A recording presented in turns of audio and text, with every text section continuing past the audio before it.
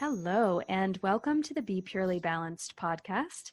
I'm Dr. Crystal Couture, and today I'm here with Laurie Robert.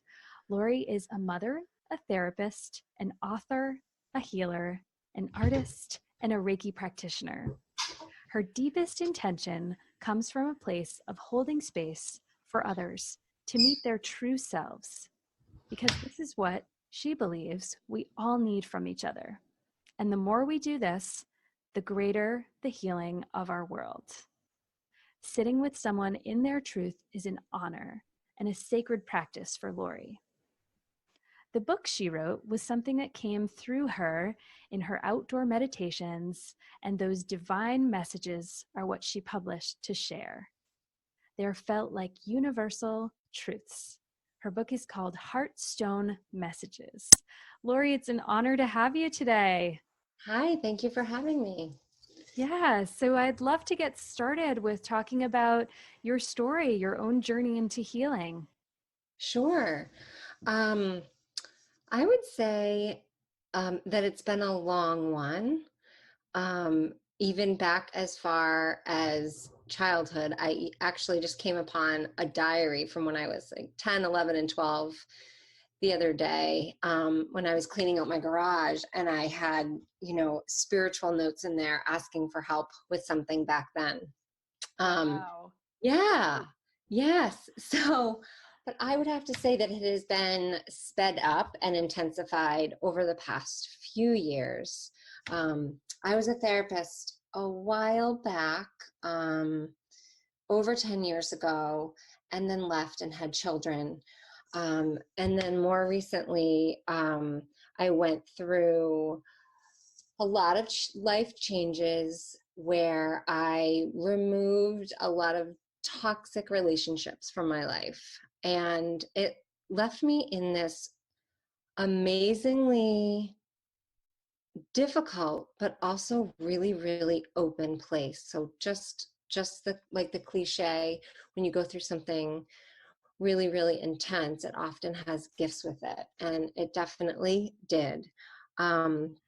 So just to refer to, so in that time, I felt guided to work as a therapist again. And in that time, I also started spending a lot of time in the outdoors. I just felt really, really held and connected when I was in nature.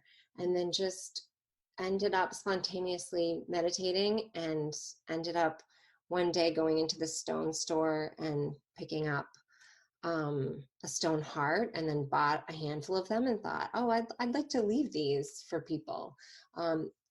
And began, again, another sort of spontaneous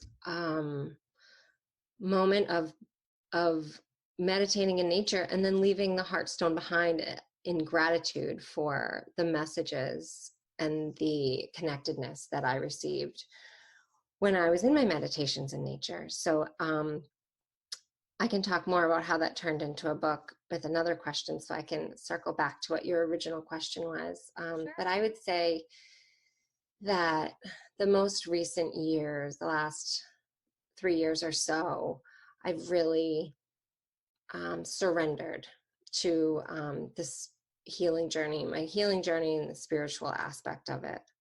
Mm-hmm. Mm-hmm.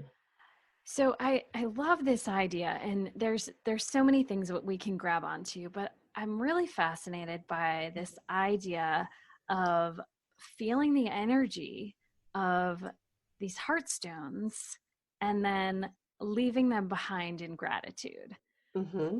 So I would just be honored if you would sort of elaborate on that process and that experience for you.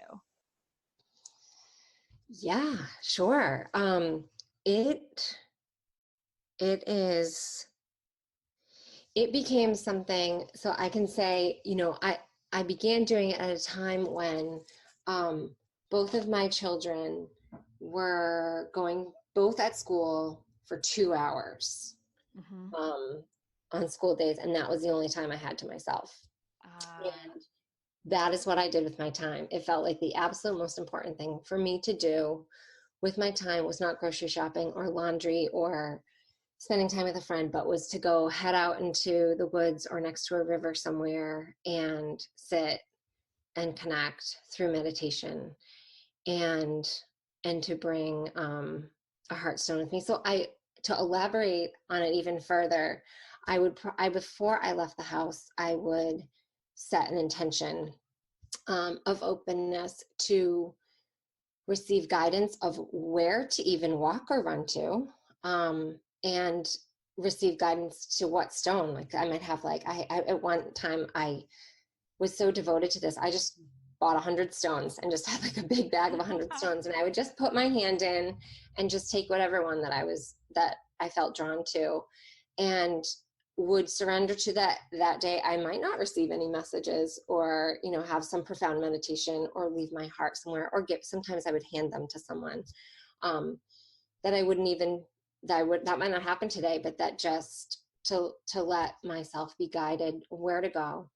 And then I would just feel like, okay, this is a good place to stop, and I would stop and just sit in silence, and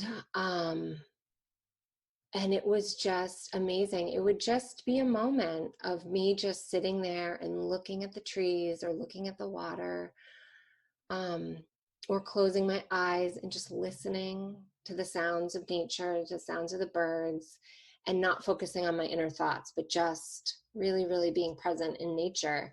And then boom, I would just get this sort of download, or upload rather. I don't know which one's more appropriate to use, of